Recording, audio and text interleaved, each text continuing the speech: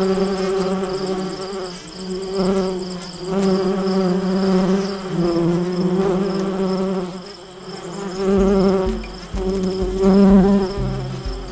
I was approached by my friend Greg Gardner, who was also a beekeeper, about putting bees up there because he was intrigued about the different flowers and all the stuff that could be pollinated with the bees.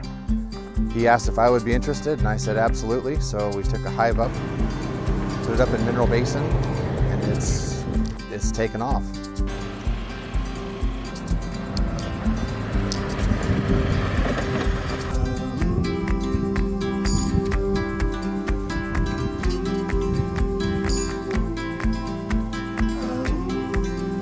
So we took the hive up and introduced it into Mineral Basin middle of July, and then we went up mid-August to just check on it, so less than a month, and we ended up harvesting about 31 pounds of honey.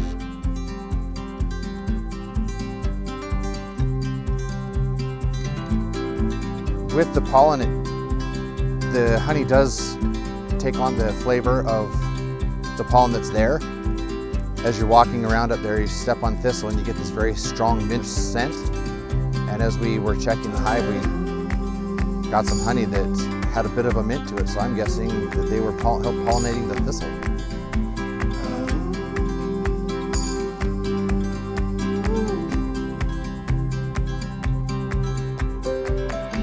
For the winter time, we'll take the bees from where they're at now in Mineral Basin and bring them down into the valley. Let them winter here, and then hopefully when the snow melts up there, if it's not mid-June, we'll take them back up there and start this process again.